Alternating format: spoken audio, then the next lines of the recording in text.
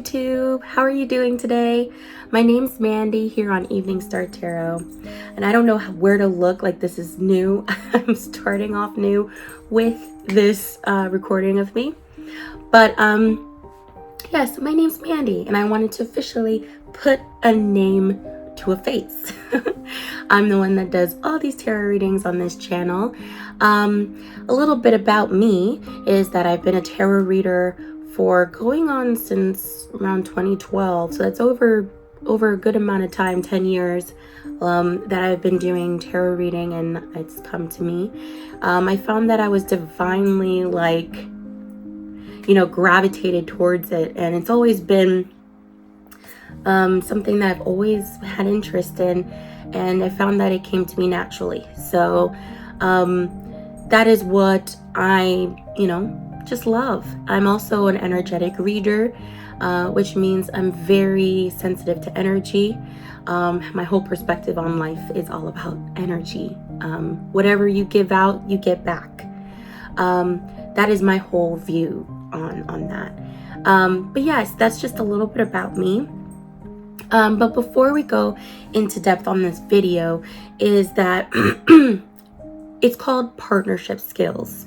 And it's something I wanted to make my first video about because I think relationships are a pivotal, important aspect of our existence. It's what shapes and molds who we are as individuals, and it's important. And I just felt called by spirit, and I felt called to do this video and really talk about these key partnership skills that I myself have learned through my challenges and my time going through my own journey, So if you found this interesting and you're interested in knowing more about, please stick around some more for some skills that I've learned that can help shape you in your endeavors of entering into a partnership. So let's go into, I have 5 partnership skills and understandings, and I feel that must be upheld and must be upheld to forge and sustain a healthy relationship. Number 1, compromise skills. Now, this is not all in any specific order or anything like that. Sure, one weighs more than the other. They're all, to me, equally important. So number 1, compromise skills. You cannot compromise on values. You can compromise on perspectives. Values are who you are to your core and how you choose to navigate this life. And then perspectives are what colors your world. It provides depth, information, and understanding of who others are and how they choose to show up. So it's really important to understand the distinction between values and perspectives. You'll be able to know and understand whether or not someone is meant for you in a long-term capacity versus someone who's more short-term. Because values, like I just said, they're who you are. It's how you choose to navigate life. Could be honor, compassion, love, freedom. What values do you have? What values do you choose to uphold daily? And how and is that partner someone who reflects similar values to you? Do they uphold those values in their life? Perspectives are more amenable, meaning they're more fluid. Perspectives are shaped by your experiences, which are nonetheless by individuals outside of yourself. So that goes into the next thing I'm going to talk about, which are partnership identity. So you have the partnership identity, and then you have you and this partner as individual selves, right? Before you come together, you're coming together as your individual selves. But when you come together, you have this partnership identity in the middle that allows you to intersect on whatever choices you make, things of that sort. There is no I in team. Not with a partnership identity. Okay? Aside from your own identities, There's just that partnership identity. You can have your own identity, like individual identities, but you and your partner must be able to intersect on multiple things / endeavors as one. You must have that desire. Okay? You must have the desire to navigate choices with your partner as a team, hence always compromising on perspectives, whether they're similar or not. You have to have that understanding that there is a partnership identity outside of your individual selves. So if you're deciding whether or not you want to get into a romantic relationship or not, you must think about whether or not you will have the desire or the bandwidth to create that partnership identity with that individual. And you can decide that based off of your values. Is that person someone that you can see yourself with long term because you have similar values? And if you do, are you both on the same page in terms of your partnership skills, which is now what we're going through? Can they understand that you have to have compromise skills? Can they understand that there's a third identity? Like there's a third aspect of this relationship that we have to both recognize. Okay? Next, number 3 is trauma healing. This is a huge thing. This is something that I'm currently learning. Trauma must be healed and understood, preferably before entering a relationship. One thing I just learned was you cannot expect your partner to be the savior to your insecurities. I will say that one more time. You cannot expect your partner to be the savior to your insecurities. They should be coming to the relationship as their whole individual self, okay? With their whole past set of experiences, their whole past, of course, internal issues that they may have, but they're coming to you as their whole selves because they identified it all, right? They're coming to you as their whole individual self, the self that wishes to evolve into a greater version of themselves with the support of you. So placing your burden and your insecurities on your partner, that hinders their growth. That doesn't make them your partner. That makes them your savior for your insecurities. And that's a huge thing to recognize. That's why trauma healing is very important. And some people say that you must do it before a relationship, like it must happen. Yeah, it should happen. But sometimes we have to also realize that there's nothing wrong with learning on the go, because sometimes people are placed in your life to identify those traumas and triggers to mirror them back to you. And your partner must be understanding of that, because if that's their role, they have to understand that that's their role, and that you have triggers. They have to be understanding of that. But you also have to take ownership for the fact that they cannot be your savior for that. So if you want a healthy relationship from the outside, you must come to a relationship as your whole self. And that means you must understand what triggers you and have a grasp of your triggers to the extent where you don't place them on your partner. So that's called being able to look at things from a higher perspective, right? And you can learn these triggers and you can learn how to navigate them by actively journaling, actively bringing your awareness when you're feeling a rise of emotions in that situation or whatever those situations are. When you do that and you're constantly recognizing those aspects of yourself as you're navigating through whatever it is, life, the situations, whatever it is, as long as you're paying attention to yourself, you're healing. Sorry for my dog in the back. You're healing. You're learning how to navigate yourself. You're learning how to adapt to any future situations now. And it must come from a place of love. Like, you can't be holding on to, it's like one thing to say to yourself, I remember this happened to me, and I want to make sure it never happens again. You can do that. But if you're always on the defense all the time, and you're always trying to, control things to the extent where you don't get hurt anymore, now you're starting to cross that line where for yourself, you're causing more issues and harm than growth.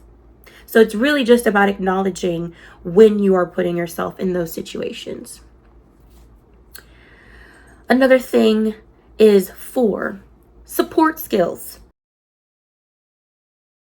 That's another skill that has to be recognized by both parties. Your partner should be your support and help you to accomplish the goals you set out for. If you hold yourself back, your partner will hold you accountable. They can only guide you, not do things for you. That's the beauty of their unique individuality when you come into a partnership, right? Is that they can provide you with new and fresh ideas of how to evolve. They can be an accelerant for your growth. That's the beauty of partnerships, right? They can help you grow and recognize what you're doing to yourself. But it's not your partner's responsibility for your growth. It's yours still. Hence, separation. There's their individual identities, and then there's that partnership identity that you both have to recognize. So yes, support skills. There's nothing wrong with helping your partner to be the best version of themselves.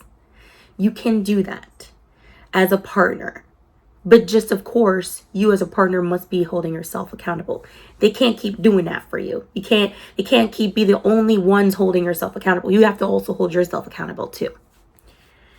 And lastly, and I feel like it's one of the most important of them all, but of course they're all equally important, communication of issues. Communication of issues. I saved the best for last because that's really the determining factor of the life or death of relationships. Because sometimes, if you don't focus on the values, you're gonna have issues with communication, because of your differing personalities. Like, it's just a natural byproduct of partnerships, of person to person connection. It's just a byproduct. So communication of issues. It must come from a place of understanding. Communication of issues must come from a place of understanding. If a partner raises an issue, whatever it is not about you. It's not about you. It is about the partner expressing themselves and being responded to in a way that's loving and receptive. And by loving, I mean being intentional in that moment to hear about the issue and then figure out how to solve it. Now, emotions are a natural thing. Emotions are naturally going to arise when your partner raises something that you're like, oh my God, what is wrong? Like, why is he or she like thinking this? Like, what did I do wrong? Oh my God. Like, they're always bringing up issues. Like, what's the problem? And you get defensive and you're like, oh, what? That's not how an issue gets solved. Okay. You have to be intentional in that moment to hear about the issue and then figure out how to solve it. You have an issue and then the solve. Issue, solve. That's really what, it's so simple as that. I went to law school. We have issues and then we have to solve them. Okay. That's another fun fact about me. Okay. But there's issues and you have to solve them. Okay. And you could do that by actively asking and actively listening. What is it that you need from me in this moment? How can we solve this issue? How can we move past it? What do you need from me? Because I really want to. And you're showing, by doing that and actively listening, actively asking those questions, you're providing a space where your partner feels comfortable to continue expressing themselves to you. And so you need to recognize, and your partner needs to recognize, when they're getting into a partnership, that issues will always arise. Issues must be solved. They're meant to be solved. There will always be issues, okay? It's as simple as getting a flat tire. It's an issue. Are you going to drive your car on a flat tire? No, you're not, okay? You have to solve it. And that's the same for any area. It's the same as going to work, okay? You have issues arise all the time at work.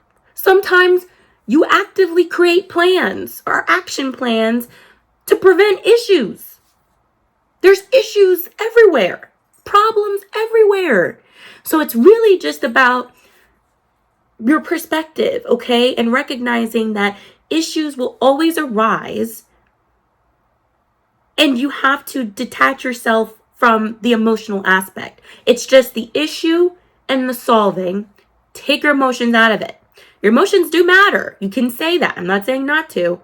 Your emotions matter 100%. But when your partner needs to convey an issue, you must be on the side of understanding. You can then raise, after you deal with the issue and you solve it and you ask them, and stuff like that. Or you can maybe, in the midst of it, you'll say, wow, it hurts that you're saying this. It hurts that, you don't think that I do enough for you. Like, it's when you also say how you feel, it's nothing wrong with that. And you as a partner, when you're raising the issue, you can't get mad that they're also saying, hey, it hurts that if I feel that you feel this way. It bothers me tremendously, but I'm willing to make it work. I'm willing to figure out how to settle this. That's totally different energy, okay? None of this defensiveness stuff, okay? And so, yeah, you can't run away from issues. You can't pick and choose your issues. So, honey, you might as well get comfortable with your problem-solving skills. Just get comfortable with it. It's life. It is what it is. So, that's pretty much all that I have regarding partnership skills. Those are my top ones. Recognizing that you have to compromise and what you can and what you cannot compromise. Recognizing your partnership identity, making sure that you have the ability, the bandwidth, the desire to focus on that additional identity that involves another person's identity. Trauma healing, whether or not that also can help determine whether or not you're ready for a partnership. If you have difficulty getting over that hump of trusting someone, maybe you need to take some more time to heal. Maybe you just need to take some more time for yourself to really navigate that. And that's okay. Then there's also the communication of issues. No, that was the last one. Support skills. There's the support skills. When you get into a partnership, you got to remember that you're meant to be support to your partner. You're meant to be there to support them in their goals. You're meant to be there to help them if they don't know certain things. You're meant to help them and enlighten them and give them new perspectives. Help them get new perspectives. Show them the way that they haven't been doing before. What's wrong with doing that for your partner? And helping to be that support for them. There's nothing wrong with that. Now, of course, it's something as being if it's at the detriment of yourself and they're just flat out doing nothing. They're just flat out being lazy and they're just flat out not making any changes for themselves and wants to continue to be the same and do the same things. And it's something that's, becoming a burden. Then yeah, that's an issue. So you as a partner can't be a succubus, let's just say, or a life sucker, an energy sucker. You have to do the things for yourself. And I really found that when you take care of yourself and you find ways to take care of yourself and choose to pay attention to yourself, then it makes the partnership easier because it takes the load off of your partner and more onto your plate. And you can take ownership of that. And then you'll be like, yeah, I don't want to burden my partner.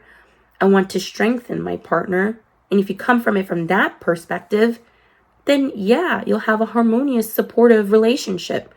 You know, you have to make sure that you are doing your part. And then lastly, communication of skills is the most important one. Make sure that when you're communicating and you're responding, it's coming from a place of understanding and love. Be intentional with how you're communicating, because emotions are a byproduct of relationships, of us as human beings. But getting to the crux of issues is requiring you to do it from a place of detachment and love. Their issues are from who they are as individuals. You may not see what their issues are as something that you think is important to you. Like, you may not think it's important to you. It may be just important to them. And that's okay. When the moment that you realize and you understand that who they are as a person and how they're showing up with these issues or whatever, it's just part of who they are.